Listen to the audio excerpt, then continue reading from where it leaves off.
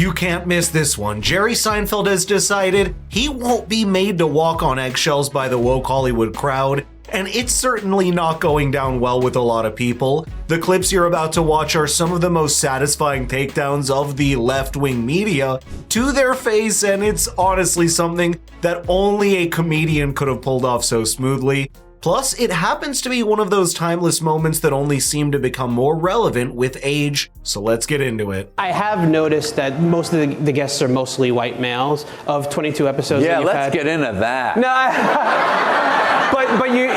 Take a look over here, Peter. What do you see? A lot of whiteys. What's going on here? Oh, this really pisses me off. But go ahead. It really pisses me off. People think it's the census or something. I mean, this has got to represent the actual pie chart of America. Who cares? You can almost tell that the question was a curveball for Jerry Seinfeld because there was nothing in his work at the time that even remotely touched on race. This interview happened when Jerry was thrust back into the spotlight with a Super Bowl ad that reunited the cast of the iconic comedy classic Seinfeld of the 80s and 90s, and for some reason the limelight from that one ad ended up pulling a certain bitter strand of the media to go after Jerry Seinfeld over diversity. This time it was over his new Netflix series called Comedians in Cars Getting Coffee, and that's pretty self-explanatory for what the show was, until BuzzFeed host Peter Loria apparently decided it wasn't controversial enough. It was arguably this question over the diversity of the comedian's guests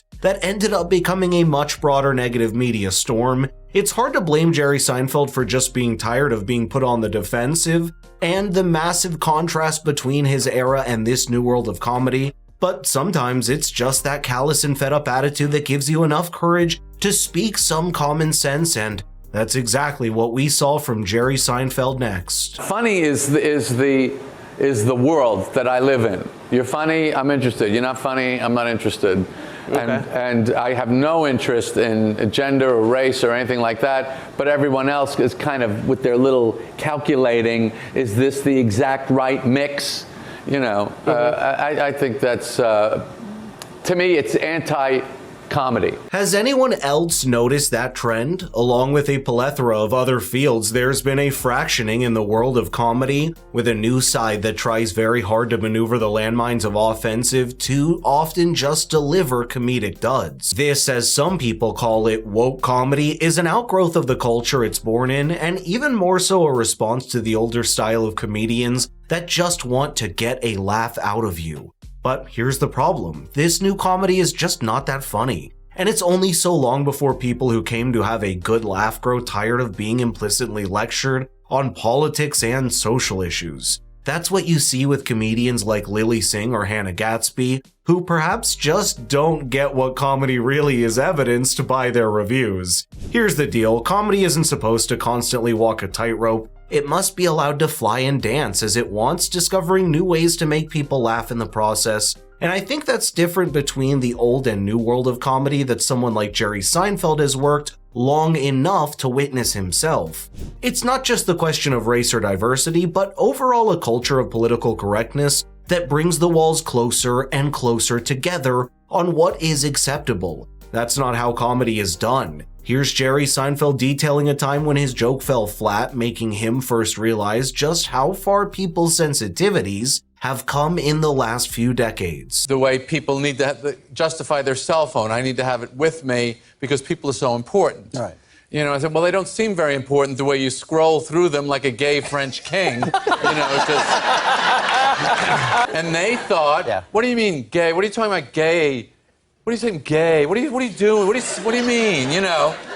And I thought, are you kidding me? I mean, we can't even...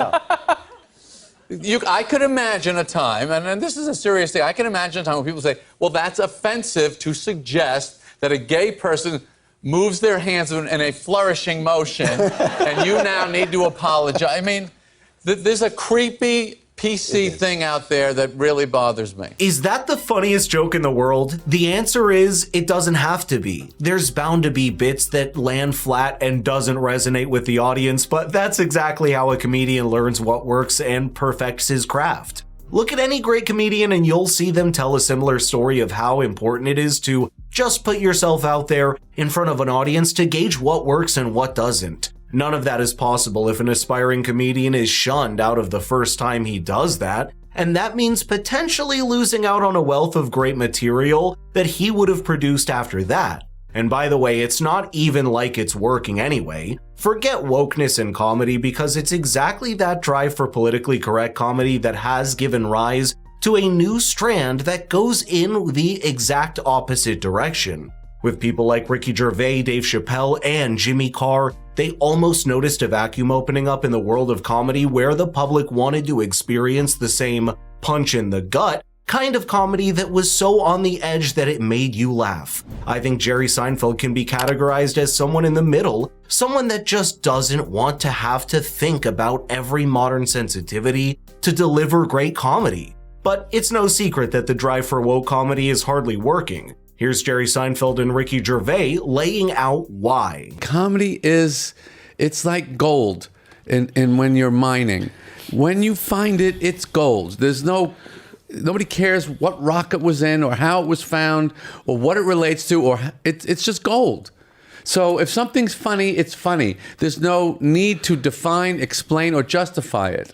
Well, there is, because in the present day and age, we have to completely justify it. Why? Because, just because it's not good enough, and I've never thought it was good enough. I'm torn. I think it should be good enough to say I was joking. But we don't tell certain jokes because we know they're, in inverted commas, wrong. Always. We've always done that.